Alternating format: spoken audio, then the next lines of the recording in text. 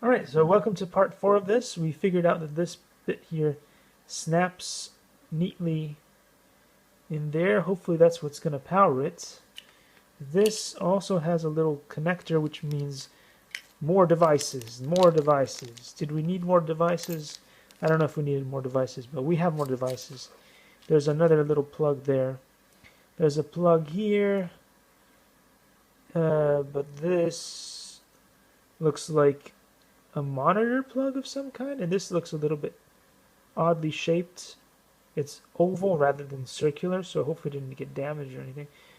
And this looks pretty standard. I don't know what it's about. Nothing else of value in there. So, okay.